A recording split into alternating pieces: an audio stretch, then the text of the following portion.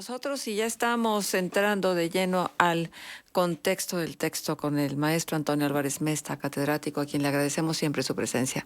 Nos da muchísimo gusto tenerle acá, y usted lo sabe. Y a mí me da gusto estar aquí, escuchando hablar a mi amigo Francisco Valdés Pérez Gadga ad libitum, y que yo lo disfruto. Es como asociación libre y de repente se engancha algo muy profundo. Y luego ya se le olvidó que iba a No, decir. pero qué bueno, Sí. qué bueno, qué bueno. Y nos conviene tomar aguas del leteo, que es el río del olvido. Y existe, así como existe la mnemotecnia, que es el arte para recordar o facilitar la evocación, pues existe la lesotecnia con Z, que sería el arte de olvidar. Existe el trastorno de estrés postraumático, que hace sufrir mucho a cientos de miles de personas, quizá millones, que atestiguaron, que estuvieron presentes en catástrofes, en hechos cruentos, en injusticias, en abusos, o que participaron en los abusos. Por ejemplo, soldados que pelearon en las guerras del Golfo o en Vietnam y destriparon niños y quemaron familias y regresan a su patria y empiezan a enfrentarse consigo mismos y no duermen bien, caen en la drogadicción y la toxicomanía.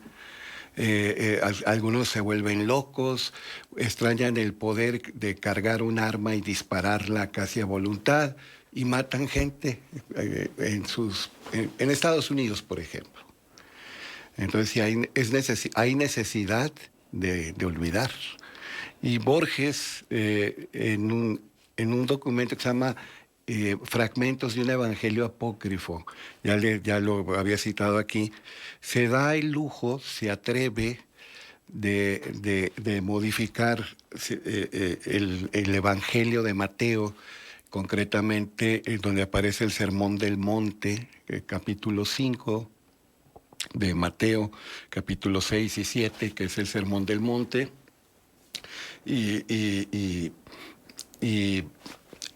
ahí dice, yo no hablo de venganzas ni de perdones, el olvido es la única venganza y es el único perdón. Porque a Jesús le pregunta a uno de sus discípulos que cuántas veces hay que perdonar.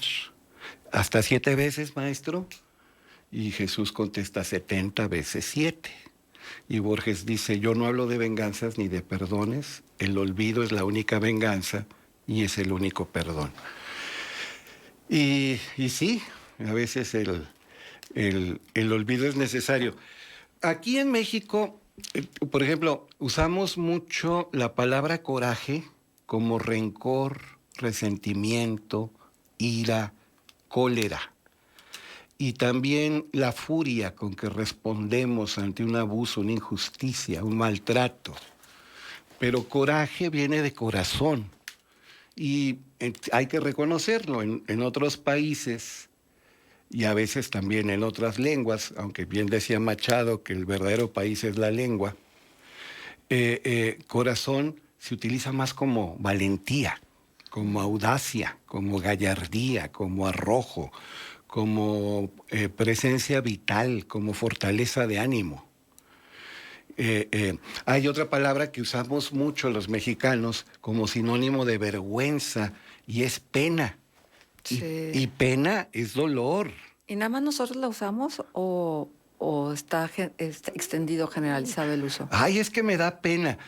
Pero normalmente decimos eso cuando nos sentimos avergonzados, cuando nos chiviamos, como también se dice aquí en México. Seguramente en Centroamérica y en otros lares se ha de emplear, porque hay que reconocerlo, a través de sus cadenas de televisión.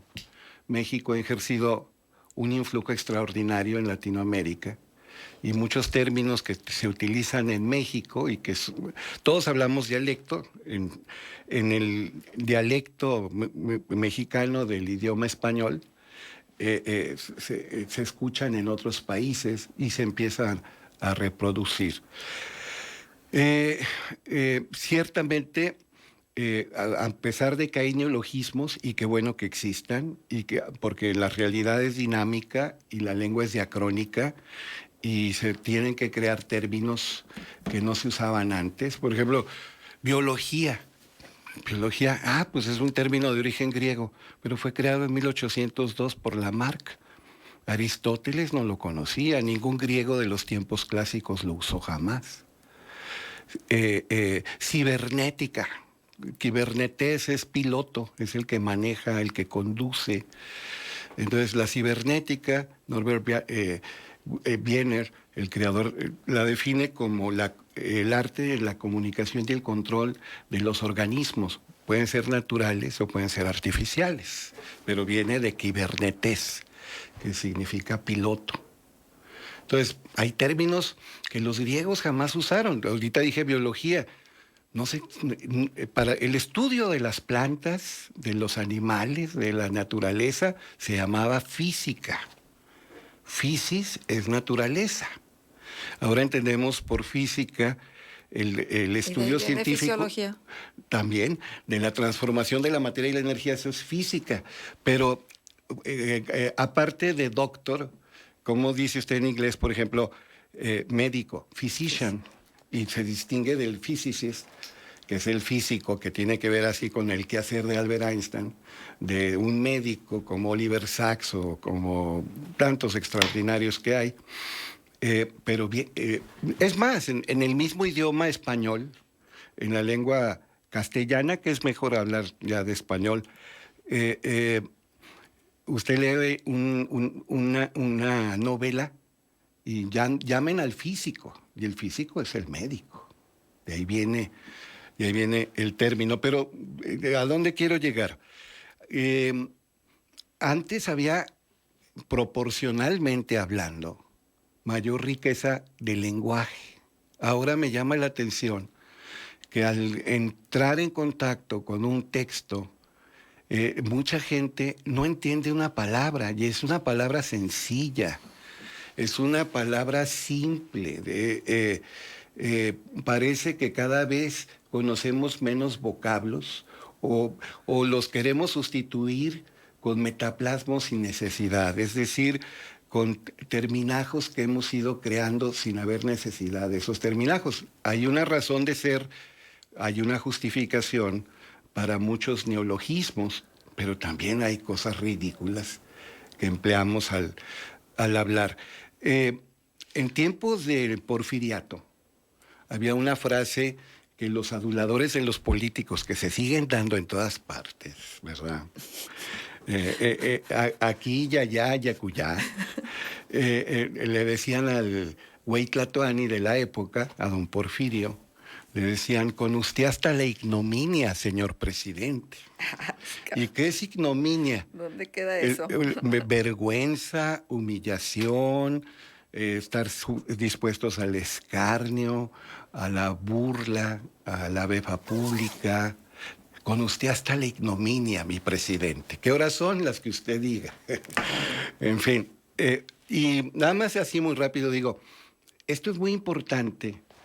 Y les digo, un griego de los tiempos clásicos, desde la época de Homero hasta los albores de la era cristiana, que es mucho tiempo, o las postrimerías de los últimos años de la era anterior a la era común, que ahora se le llama así en un sano laicismo. ¿Cuál era la peor vergüenza para un griego, un romano, una persona que participaba de aquella cultura cosmopolita tan rica? La peor vergüenza, la mayor ignominia, la más atroz humillación era morir y que sus restos no recibieran el rito funerario adecuado y no fueran cremados o sepultados. Leemos, por ejemplo, en la Ilíada, que cuando Aquiles mata a Héctor, lleno de, como decimos en el dialecto mexicano, el español, lleno de coraje, porque Héctor había matado a Patroclo, que era su amorcito corazón. El amor más querido para Aquiles era Patroclo. Y Héctor, el troyano, el príncipe heredero, mata mata a Patroclo. Entonces vuelve al combate Aquiles, que estaba enemistado con Menelao y con Agamenón y con Ajax y con Ulises y con todos. Llega y enfrenta a Héctor, por supuesto lo mata. Aquiles aparentemente era invencible, y luego arrastra con su carro militar el cadáver de Héctor, y Andrómaca, y Priamo, y Hécuba, todos los troyanos ven cómo se va despedazando el cadáver de Héctor con las piedras, y se lo lleva para que se disputen sus restos los perros y los buitres y las hormigas, y se agusane. Y Priamo, que era el monarca de Ilion, de Troya, sale a suplicarle a Aquiles que le dé los restos de su hijo, lo cual fue el máximo atrevimiento. Y Aquiles finalmente se compadece, se apiada y entrega el cadáver, porque no había mayor ignominia, mayor vergüenza, o como decimos en el dialecto mexicano, el español, mayor pena, mayor motivo de pena, que los restos de un familiar quedaran insepultos. Iba a ser una maldición para la familia, y el ser que había muerto en su existencia ulterior, en los dominios de la ultratumba, iba a estar penando. Penando no significa sintiendo vergüenza, sino sufriendo. Entonces había que cremarlo, sepultarlo y darle los ritos funerarios. ¿Y cuál es la peor vergüenza de un hebreo, de un judío de los tiempos veterotestamentarios o paleotestamentarios, del Antiguo Testamento, de Abraham, de Jacob, de Saúl, de Moisés, que es muy posterior? La peor vergüenza para un judío era morir sin tener descendencia. Y vemos, por ejemplo, que Abraham estaba afligido porque no había, su amada esposa y su media hermana, Sara, no le había dado un hijo, y ya no se enfermaba de lo que se enferman cada vez las mujeres. Y él mismo era un anciano, y todo lo iba a heredar su sirviente Eliezer, que era como el mayordomo, el capataz, el ayudante principal. Y Sara le dice a Abraham: oye, tú todavía, aunque te cueste, aunque batalles, todavía podrías engendrar un hijo. No en mí. Ahí está mi esclava, la egipcia Agar. Tómala y ten el hijo que deseas. Y Abraham se sacrifica, hace caso de la esposa, toma como mujer a la esclava de Sara, y de inmediato pues pegó el chicle y se embarazó y nace el niño. Pero Agar se sintió ya con más derechos, con autoridad, empezó a ver feo y a tratar mal a su patrona. Y entonces Sara hace lo que ninguna mujer mexicana y menos torreonense haría: o ella o yo. Y entonces ya sabemos, no voy a repetir la historia bíblica, que finalmente Abraham despide a ¿cómo se llama?, Agar, y al hijo que tuvo con ella, Ismael, y le duele mucho. Quizá no solamente era por amor paterno-filial, sino por otras carencias que iba a tener. Pero según el Génesis, el Bereshit, Ismael es el padre de todos los árabes. Y luego Sara, siendo una anciana, siendo ya una mujer hasta de la cuarta edad, cómo cambian los tiempos, ¿no? Sí. Porque muchas mujeres ahora están teniendo su primer hijo en la postrimería de los 30. Así es. Y bueno, el caso es que Sara queda embarazada y nace un hijo al que le llaman Isaac, que es el patriarca de Israel, como Ismael. Ismael, Dios ha escuchado. Isaac es risa, es el significado etimológico. La antroponimia siempre es interesante. Y muchos dicen, pues es la alegría de el patriarca Abraham.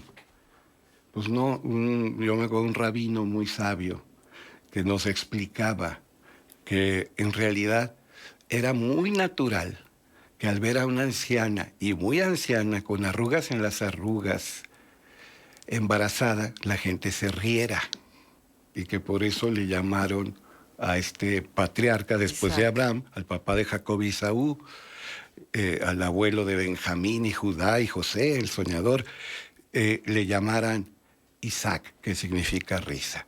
Entonces, resumiendo, pues cada cultura tiene sus propios motivos de vergüenza o de humillación. Pero la cultura occidental, moderna, contemporánea, más bien, la cultura occidental moderna abreva tanto de lo judeocristiano como de lo grecolatino. Y por parte de los grecolatinos es morir y que nuestros restos queden expuestos y no reciban los honores funerarios.